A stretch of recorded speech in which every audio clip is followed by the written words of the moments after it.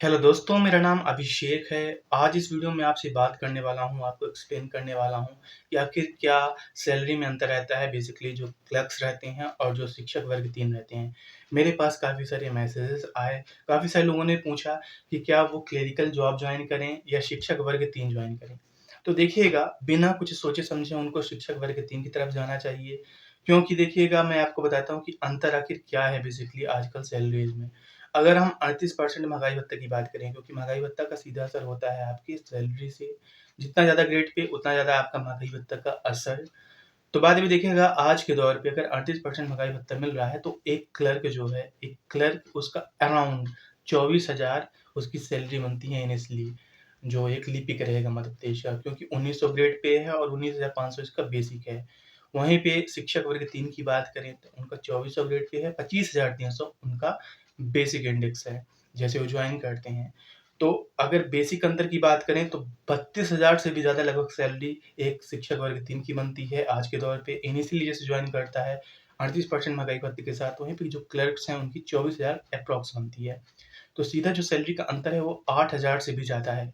मतलब एक जो लिपिक वर्ग है, वो जैसे ही जॉब जॉइन करता है, पहले दिन से उसको लगभग मंथली 8,000 से भी ज़्यादा का नुकसान हो रहा होता है, एक शिक्षक वर्ग 3 की अपेक्षा।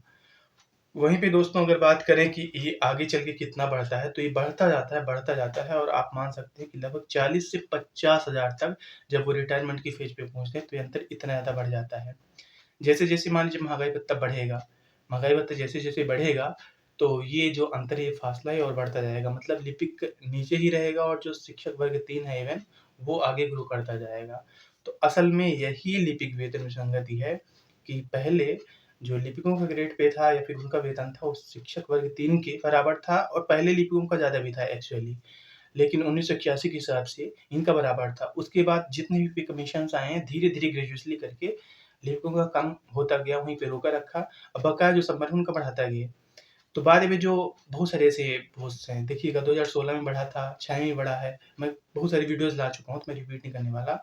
ऐसे बहुत सारी ग्रेड पे थी, जिन ऐसी बहुत सारी पोस्ट थी असल में जिनका लिपिकों से बहुत कम ग्रेड पे था। उन सबको लिपिकों से बहुत ज़्यादा ला दिया गया। 2100, 2400, 2800, 3200 इवन 3600 तक ग्रेड पे बढ़ा दिया गया। लेकिन जो आजकल लिपिकों की वर्ग शैली है, उनका जो कार्य करने का तरीका है, जो उनकी स्किल्स हैं, वो है ही आप सबको पता है काफ़ी अच्छी हैं, काफ़ी ज़्यादा हैं। लेकिन यही है कि लिपिक अपने हक में कभी आवाज़ नहीं उठा पाए और उसका दंश झेलना पड़ रहा सभी को और ये मुझे नहीं लगता कि लिपिकों की वेतन विसंगति दूर होगी।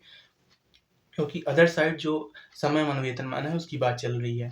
अब देखिएगा समयमान वेतनमान और लिपिक वेतन संगत में कितना नुकसान होता है, कितना अंतर रहता है।